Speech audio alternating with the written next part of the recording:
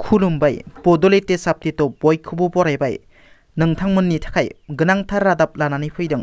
अन्नानै भिडिअखौ जोबजासिम नायलां। गिबि रादाबाव दङ आसामनि शिबसागराव गिख्रंथाव ग्रेनेड बेरफ्रुनाय जाथायजों लोब्बा थानाय 4 सुबुंफोरखौ पुलिसआ ग्रेप्तार खालामबाय। शिबसागराव बमा बेरफ्रुनाय जाथायजों लोब्बा थानायनि दायाव हमजानाय 4 सुबुंफोरखौ फारियै मिन्टु सेट्टिया, रिन्टु सेट्टिया, राहुल महन आरो दिव्यज्योति सेट्टिया होनना मिथिनो मोन्दों। बे हमजानाय 4 सुबुंफोरखौ उदखारि हानजा आलफा उदांजों खामानि मावनायनि सन्देह खालामनाय जादों। दिनै ई-रिक्सा सालायग्रा फिलफिलि संघआ चिरां जिल्ला बिजनीनि बिष्णुपुराव मोनसे हेंथा हानजा सुरनाय हाबाफारि खुङो। ई-रिक्सा सालायग्रा मथिलाल बर्मनखौ बुथारग्राफोरखौ दिनैसिम पुलिस बिफाना नागिरनानै हमनो हायाखै। चिरां जिल्लानि बिजनी महकुमानि सिङाव थानाय बिष्णुपुर फिलफिलि सालायग्रा गौथुमा थांनाय 13 डिसेम्बर खालि फानबारि पुलिस थानानि सिङाव थानाय 1 नं दैलांसारनि ई-रिक्सा सालायग्रा मथिलाल बर्मनखौ सिनाय मोनै दुथांफोरा दानथारनायनि 5 सान बारलांनायनि उनावबो पुलिसआ बुथारग्राफोरखौ हमनो हायैनि बेरेखा दिनै आफादआ सोमावसारनाय हाबाफारि लायो। गेलेमु बिथिङाव फिन बर' हारिनि थाखाय मोनसे गोग्गाथाव आरो गोजोनथाव खौरां।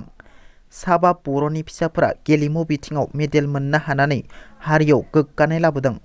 साउथ एशियान गेम्स 2023 आव साबा बर'नि फिसाफोरा सनानि मेडेल देरहासारनो हादों। 15, 16 आरो 17 December 2023 South Asian Federation of All India स्पर्ट्सनि बानजायनायाव आलिपुरदुवार वेस्ट बेंगलाव जानाय कुंफु गेलेनायाव सनानि मेडेल देरहासारनो हादों साबा बर'नि फिसाफोरा। फारियै आन्डार 13 साब जुनियर बयज 38 केजि केटेगरि आसमान दैमारि गल्ड मेडेल, आन्डार 15 जुनियर बयज 50 केजि केटेगरि जुन आनसारि गल्ड मेडेल, आन्डार 14 गार्ल्स 45 केजि केटेगरि जमुना सरगियारि गल्ड मेडेल, आन्डार 18 सिनियर गार्ल्स 40 केजि केटेगरि सरदा बर' गल्ड मेडेल आरो आन्डार 22 सिनियर गार्ल्स 50 केजि केटेगरि पुनम दैमारि गल्ड मेडेल। थारैनो जोंनि माखासे बर' आइजोफोरा बबे लामाजों? हायनारि नार्जारिया मुस्लिम हौवाजों हाबा जाहैनायाव बिमा बिफाया सोमोन्दो नागारबाय।